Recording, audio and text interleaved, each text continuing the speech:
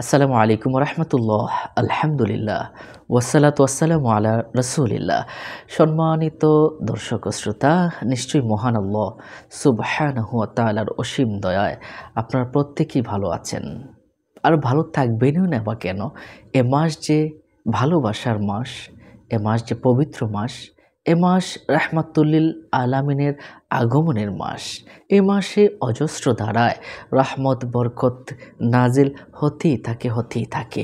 সম্মানিত দর্শক ও শ্রোতা, আপনি ঈদে মিলাদুন্নবীতে কি করবেন, কোন আমল করবেন, কোন রোজা রাখবেন, কিভাবে নামাজ পড়বেন, সবগুলো বিষয় আপনাদের সাথে শেয়ার করার জন্য আমি আছি, মাওলানা কাজী আমিন আত-তাফহিম। আসুন আমরা বিষয়টা জেনে নিই। আল্লাহ পাক পবিত্র কুরআনুল কারীমে ইরশাদ করেছেন, ওয়ামা আরসালনাকা ইল্লা রাহমাতাল লিল আলামিন। ও নবী, আমি আপনাকে প্রেরণ করেছি পৃথিবীতে রহমত স্বরূপ। সুবহানাল্লাহ, তিনি সব কিছুর জন্যই তিনি রহমত ছিলেন।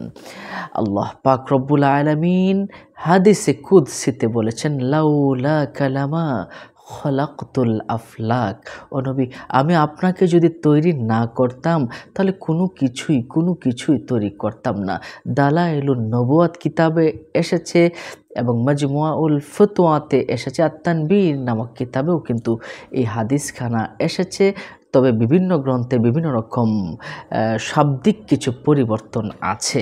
সম্মানিত দর্শক ও শ্রোতা, পবিত্র ঈদে মিলাদুন্নবীর দিন অথবা মিলাদুন্নবীর দিন রাসূল করিম সাল্লাল্লাহু আলাইহি সাল্লাম যেদিন পৃথিবীতে আগমন করেছিলেন, ওই দিনে কি আমল আছে।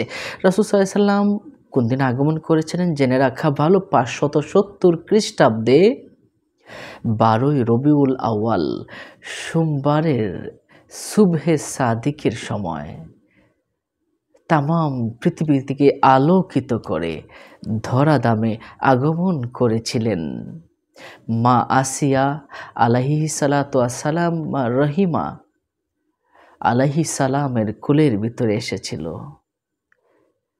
হাত ধরে তিনি পৃথিবীতে আগমন করেছিলেন। সহস্র জান্নাতি রমণী সেদিন উপস্থিত ছিল।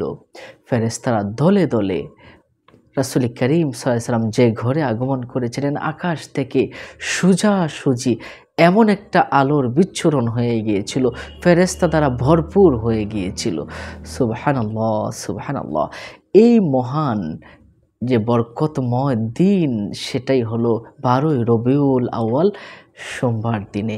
এই দিনে আপনি কি করবেন শুরুতেই আমি বলে রাখি, এই দিনে আপনি রোজা রাখতে পারেন। তবে রাসূলুল্লাহ সাল্লাল্লাহু আলাইহি সাল্লাম সোমবার দিন রোজা রাখতেন।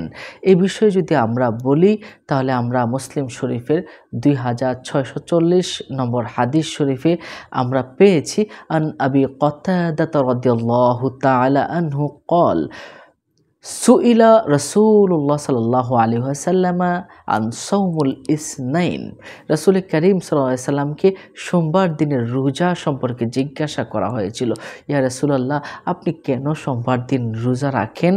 ক্বালা রাসূলুল্লাহ সাল্লাল্লাহু আলাইহি ওয়াসাল্লাম, রাসূল সাল্লাল্লাহু আলাইহি ওয়াসাল্লাম বলেছেন, ফিহি ওয়ালিদতু, আমি ওই দিন জন্মগ্রহণ করেছি, ওয়া ফিহি উনজিলা আলাইয়া, আর ওই দিনে কুরআনুল কারীম আমার উপরে নাজিল করা হয়েছিল। সুবহানাল্লাহি ওয়া বিহামদিহি সুবহানাল্লাহিল আযীম। এজন্য রাসূল করিম সাল্লাল্লাহু আলাইহি ওয়াসাল্লাম ওই দিনে জন্মগ্রহণ করেছিলেন বিধায় তিনি কিন্তু রোজা রাখতেন। এখন আসুন আমরা কি এই দিনে, খাস করে ঈদে মিলাদুন্নবীর দিনে কি আমরা রোজা রাখবো কিনা? দেখুন, যদি ঈদ শব্দটা আসে তাহলে অনেক ওলামায়ে কেরাম বলেছেন, না, যদি ঈদ হয়ে থাকে তাহলে রোজা না রাখাটাই উত্তম। ওই দিনে জশ্নে জুলুস করা যেতে পারে বা অন্য দোয়া মিলাদ ইত্যাদি করা যেতে পারে। এটা একদল ওলামায়ে কেরামের মত। আরেক দল ওলামায়ে কেরাম বলেছেন, না, রাসূল সাল্লাল্লাহু আলাইহি ওয়াসাল্লাম যেহেতু জন্মদিনে তিনি রোজা রেখেছেন, আমরাও রোজা রাখবো, পাশাপাশি ঈদ উদযাপন করব। তো আপনার যেটা ভালো মনে হয়, আমার মনে হয় সেটা করা উচিত। আপনি যদি রোজা রাখতে চান রোজা রাখতে পারেন, কোনো সমস্যা নেই।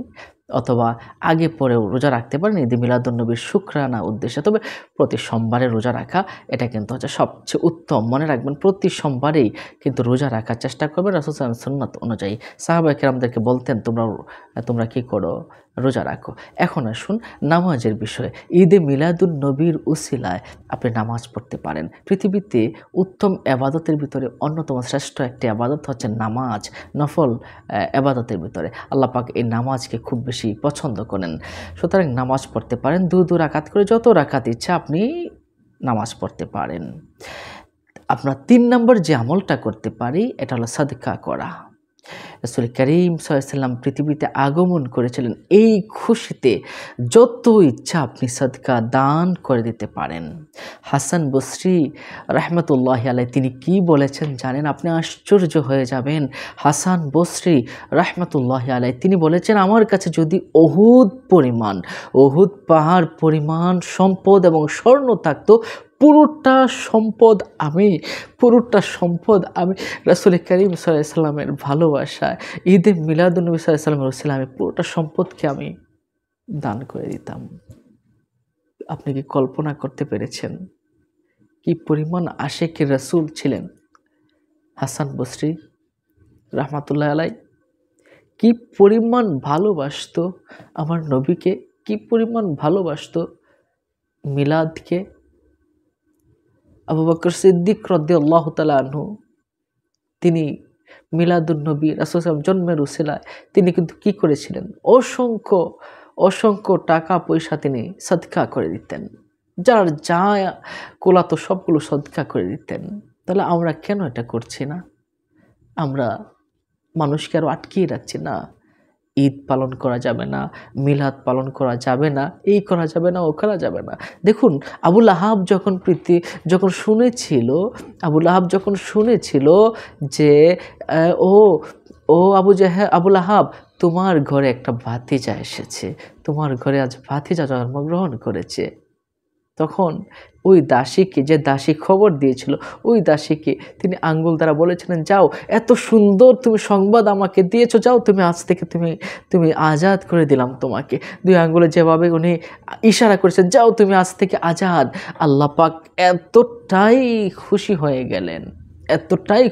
গেলেন সেই দুধর্ষ কাফিরকে জাহান্নাম দিলেন। কিন্তু জাহান্নামের সেই সোমবার দিন যখন আসে তখন ওই 2টা আঙ্গুল থেকে মধুর ঝর্ণা খাবার পেয়ে যায়। সুবহানাল্লাহ, সুবহানাল্লাহ। আমার নবীজিকে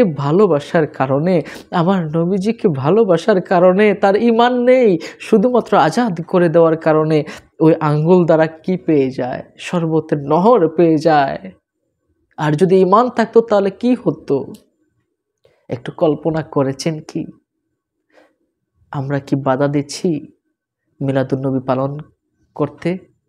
আপনি কি একটু কল্পনা করেছেন যদি বাধা দেই আমার রাসূল কি নাখুশ হয়ে যেতে পারেন না? অবশ্যই পারেন। সুতরাং সাবধান হয়ে যান, সাবধান থাকুন। আমার রাসূলের সাথে যেন কোনো রকম বদদোয়া, কোনো রকম রাসূলের সাথে বেয়াদবি গুস্তাখি যেন না হয়। আল্লাহ পাক বলেছেন কি? দেখুন রাসূল সাল্লাল্লাহু আলাইহি ওয়াসাল্লামের কাছে গিয়ে উচ্চ স্বরে আওয়াজ করলে আনতাহবাত আমালুকুম, আল্লাহ পাক নিজে বলেছেন তোমাদের আমলগুলো ধ্বংস হয়ে যেতে পারে। আল্লাহ কি জবাব দেব? রাসূল সাল্লাল্লাহু আলাইহি ওয়াসাল্লাম যদি বলে আমার জন্য কি করেছো? জবাব দেওয়ার কিছু আছে? নাই। 4 নাম্বার যে আমলটা আপনারা করতে পারেন এটা হলো মদিনা শরীফে যাওয়া। এটা নিয়েও কত ফেতনাবাজি। মুসলমানদেরকে আগ্রাসন করে ফেলেছে ফেতনায়। কেউ বলছে মদিনায় যেতে হবে না। আর আমার রাসূল কি বলছেন? মান যারা কবরি ফাজাবাত লাহু শাফাআতি। বাইহাকি শরীফের হাদিসে আমার রাসূল করিম সাল্লাল্লাহু আলাইহি সাল্লাম বলেছেন, যে ব্যক্তি আমার রওজাকে জিয়ারত করলো তার জন্য আমার শাফাত ওয়াজিব হয়ে গেল। সুবহানাল্লাহ, সুবহানাল্লাহ। সুতরাং যারা 12 রবিউল আউয়ালে মদিনা শরীফে থাকতে পারবেন তারা অবশ্যই রাসূল করিম সাল্লাল্লাহু আলাইহি ওয়াসাল্লামের রওজা শরীফ একটু সালাম দিয়ে আসবেন, একটু জিয়ারত করার চেষ্টা করবেন। 5 নাম্বার যে আমলটা আমি বলবো দুরূদ শরীফ পাঠ করা।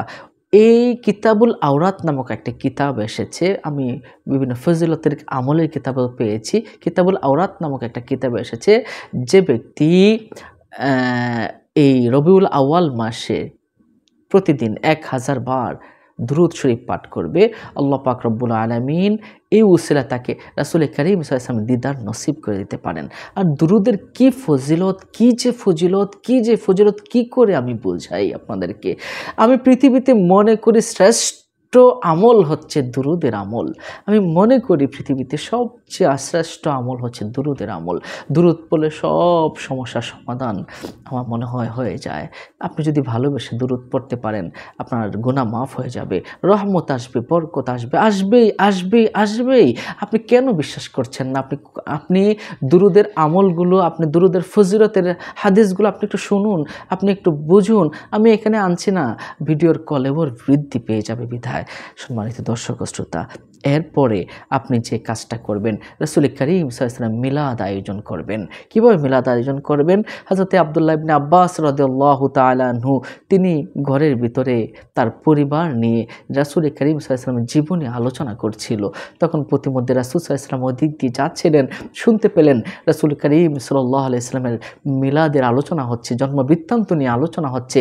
তখন রাসূল করিম সাল্লাল্লাহু আলাইহি ওয়াসাল্লাম কাছাকাছি চলে গেলেন।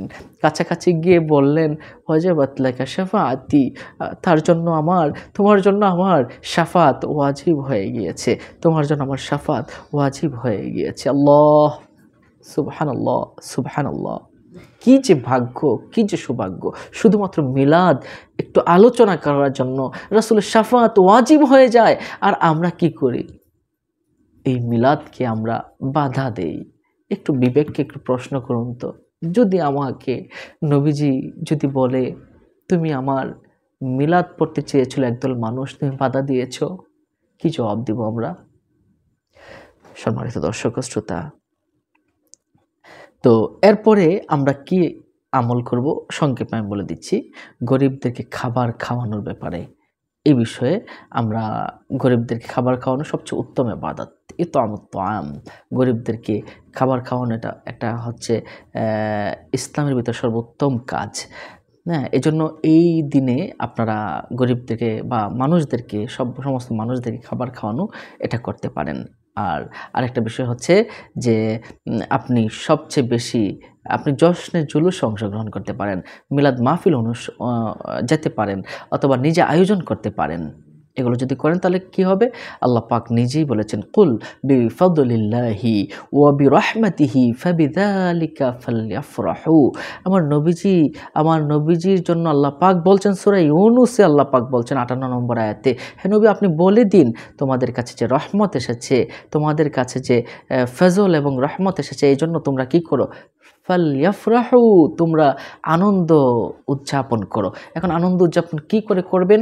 মিলাদের আয়োজন করে, র্যালি করে এবং এলাকাবাসী নিয়ে আনন্দ ঘন মুহূর্ত সময় ব্যয় করে। এভাবে কিন্তু আপনারা ঈদে মিলাদুন্নবী আয়োজন করতে পারেন।